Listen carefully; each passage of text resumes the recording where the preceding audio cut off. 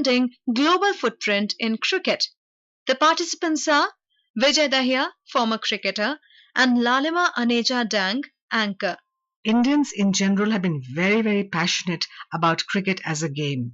In fact, wherever there is the game being played, there are hordes and hordes of people being attracted to it. The emotions also run very high when the game is being played. Has the game evolved over the last few years? Has it kept pace with the changing times? Well, for more on this, we are now joined by Mr. Vijay Dahiya, who's a former cricketer. Welcome, Vijayji, to Akashvani Studios. Thank you so much. It's my pleasure. Vijayji, cricket in India has always been a very passionate sport, especially among masses. And how has it evolved on the global scene? I think you have to give credit what happened in '83. I think that seed was put in the ground, and that tree or whatever fruit we see is visible now. I think that win in 1983 under the leader of Kapil Dev has changed the mindset. It was just a sport. Now it's a full-fledged profession, and I think it's been run professionally, it's been played professionally, and I think that's a huge change that we see about this game in India. It's not a game anymore; it's a profession. Indians have usually been very enthusiastic about cricket. Wherever the game is being played, it just attracts hordes of people. What is the current status of cricket in India today?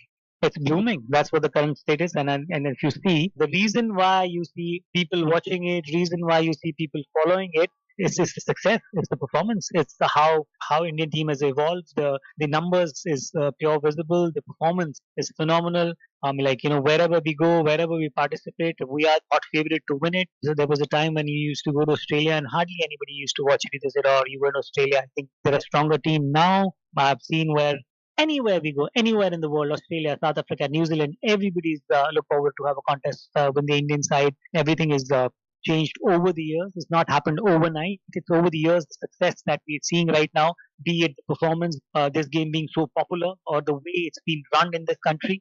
I think a lot of credit, if the credit goes to the players, a lot of credit needs to go to BCCI as well. For a long time, people thought of children taking other professions, doctors, engineers, MBAs, lawyers. Do you see cricket being played by children as good livelihood out of it? It's a golden ticket to phenomenal lifestyle, but it requires a lot of hard work. I mean, like you rightly mentioned, 20 years back, everybody, or not everybody, the parents will always want a safe and secure future for their kids. At that time, even now, like you just mentioned, doctor, lawyer, MBA, had a very good life out of that. So you've been, in some cases, you wanted to be, and some cases you've been pushed to go there because every parent, like I just mentioned, want a secure life for their kids. But over the years, let's say last 20, 25 years, the numbers that you see is related to this game. I know for sure. I've seen it from my own eyes. I see parents encouraging and in some cases almost pushing them towards this sport because they know even if you don't make it right at the top, making into IPL can change the whole everything for you as far as the life is, like you just mentioned about having a good life, good financial backing. This game provides that in India at the moment. So one can make a career out of it, you think, right? More than a career. And it doesn't stop when you stop playing. If you're good enough, you can continue. You can be an umpire, you can be a coach, you can be a commentator, you can be an expert. There's so many other avenues open up as long as you stay in touch with this game. Yes, you talked about being a commentator. Do you see that the coverage of the game has improved over the years? Now it's much nicer. We have many cameras. You can see the ball, you can see the replay. Over the years, as the game has evolved, the coverage also has evolved. What do you have to say about that? Oh, absolutely. And that's the reason why I know for sure that a lot of people, when you go to the stadium, you don't go only to watch the game. You go there to enjoy the atmosphere as well. You enjoy the whole noise when you go to that stadium. So it's not the excitement that you go. You definitely go for cricket, but it's the excitement which attracts you towards the stadium. But I know so many people who want to stay at home and watch it, like you just mentioned, from every angle. You're not gonna get that sort of a close up, all those angles. Once you miss that at the stadium, you're not gonna get a replay there. So yes, the mentality that has changed in the masses is about the coverage is gone phenomenal.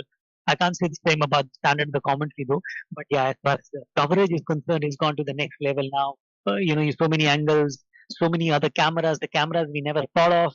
You have some camp now. You can get close as you can sitting at in your drawing room to this game, which is absolutely phenomenal. So we can say that technically we have kept pace with the times, and that has also attributed to the popularity of the game, right? one more thing which goes is vice versa. It's the performance as well. I mean, like when you're doing well, everybody wants to associate it with you. You can play a good game, but if you keep losing, you won't have that kind of following. So I think the credit goes to the players as well, how they have played this game in last 10, 15 years. Yeah, I was coming exactly to that. Indian team first played cricket on the 25th of June 1932, but we won the World Cup twice, first in 1983 under Kapil Dev, his captainship, and second time in 2011 under Mahendra Singh Dhoni's captainship. Do you think, I was just coming to that, do you think that has contributed hugely to the popularity and sustainability of the popularity of the game? Absolutely. 83 is everything. As far as cricket is concerned in this country, that was the point where everything is changed. You can't take anything away from 2011 as well. It's a World Cup win. You have proved one more time how good we are as far as world cricket is concerned, even after so many years. You see up and down. But 83, I think, was the pivotal. From there, just going and participating in the tournament, that belief came in that we are not only going to participate in a tournament, we can win it as well. We won in 83. After that, we won in 85 Champion of Champ Trophy in Australia. I think from there, everything changed. Whatever we are seeing today, I think the credit goes to what happened in 1983. And then, that impact. You talk about impact in your life, in a sport, in a country. I think 83 made that impact, what we're seeing. Winning in 2011, again, huge thing. It's a phenomenal performance. But 83 for me is where I feel everything is changed as far as cricket is concerned in India. 1983 was a game changer. Absolutely game changer.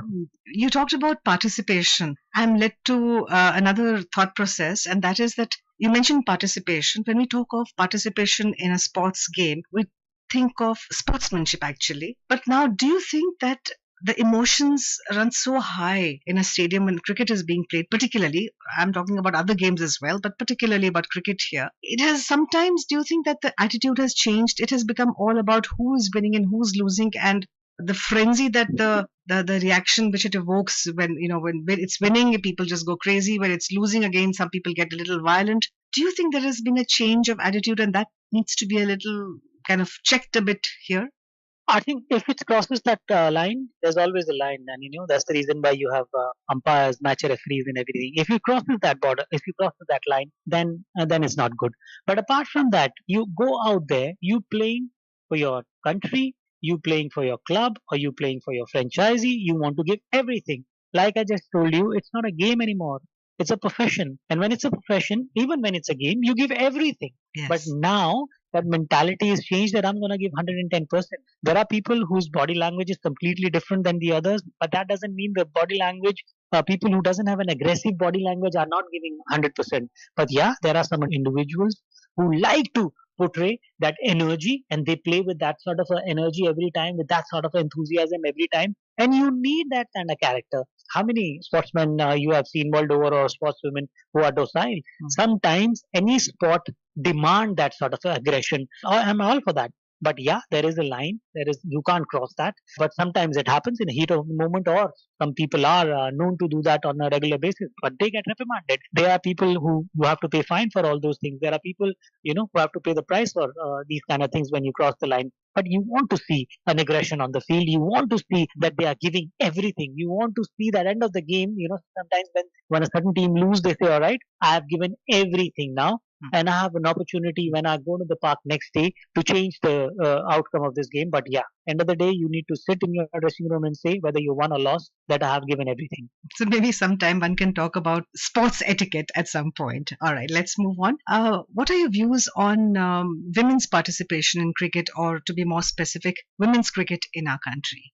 I think it's the popularity at the moment is phenomenal, and the way the current Indian cricket is run or is played, it's remarkable. The standard that I see right now, and I'm not talking about only skill, I'm talking about the fitness, I'm talking about the mentality, I'm talking about the professionalism in women cricket is a prime example how popular this game is becoming and how serious the top women athletes are right at the scheme of thing who are playing for this country or who are inspiring to play for this country. It's heartening to see, and with a lot of tournament now, WPL has started in last 2 years. This game is becoming more popular as far as women is concerned, and that's what you wanted to see. And they have some really good role models to follow too. We spoke about the technical advancement of the coverage of the game, and you said, yes, we've kept pace with the times. Since the first 2020 match under Dhoni's captainship, there has been a lot of enthusiasm. Do you see that as a turning point for cricket? And we can say that it has kept pace with the times, with the changing times, because you want a quick result now. I think it's about the format. So that's what the demand of the game. So when we talk about 5-day cricket, it's a completely different demand. When you talk about 50-over cricket, it's a completely different demand. But this format is really demanding. Although people say it's only 20 overs, but 20 overs takes everything out of you. Because the demand is players on a fast pace. You have to be absolutely sharp, not only with your skill, you have with your mental ability as well. You not take anything for granted. You're never out of the game, or you're never winning till the last ball is bowled or the last run is scored. And I think that's the whole excitement about this format, and that's the reason why you see how successful or how this format take people to. And do you see a lot of enthusiasm in the para cricketers as well? I think so, and I think it's phenomenal that enthusiasm that I see among the para cricketers. Credit goes to them. Their enthusiasm is second to none, and that's it. When they hear or when they see what's going on, I think they also get inspired and they want to do that. In para cricket as well, if you look at numbers as far as Indian team is concerned, it's really good. So it's very, very heartening to see that everybody has been looked after. Vijayji, for a long time, we saw cricket dominating the media space or the sports space. In the last 10 years or so, we've seen that other sports have come and filled some space, and we see that they are getting predominance, whether it's coverage or whether it is, perhaps it's the stupendous win in the Olympics, which has something to do with it. And of course, the government has had its own policies like Khelo India and finding out good talent from remote areas of the country, assuming that they are more hardy and more tough and they need a sense of direction and training. Do you think that cricket can be threatened by the resurgence of other sports? I know it's a little tough question, but let me ask anyway. I won't say threatened. I think cricketers will welcome that people start playing something else as well. If everybody is going one direction, that's where people will start saying there is a politics. We don't get opportunity. A good player is sitting out. This is, we have, as far as the population is concerned, it's very challenging. And if everybody start doing only one, if everybody start becoming a doctor or everybody start becoming a lawyer, where will we go? So I think it's very good if other sports are getting their due. That I'll say, but it's an example for you, or it's an example for anyone who wants to see when you run something professionally. There's no limit. Hockey is still a national game. Hockey was everything before cricket became so big. So somebody somewhere down the line, people need to understand that they could have looked after hockey players in a better way. The ex-hockey players should have done something for the game. I think they should have evolved with time. Their federation should have done something. The reason why I've said hockey, because I remember when I was growing up, I used to follow wherever Indian team used to go. Indian hockey team used to travel much, much more than Indian cricket team. And I think they were top force in the world. I think you name the tournaments and they were always in top three. So if it's not about cricket rising, it's about other sports going down and other sports going down, not because of the players. It's about their association who not looked after, who never had this sort of an imagination that any game can become so big. I'm thrilled to see that other sports are getting their due. Right. Thank you, Vijay Dahiya for sparing your precious time to be with us at Akashvani. Thank you very much, sir. Thank you. You are listening to a discussion on India's expanding global footprint in cricket. The participants were Vijay Dahiya, former cricketer, and Lalima Aneja Dang, anchor. This program was produced and presented by the News Services Division of Akashvani. You can listen to it on our mobile app, News on AIR. This program is also available on our YouTube channel, News on AIR Official. You may share your feedback about this program through email at airnsttalks@gmail.com or WhatsApp on 9289094044.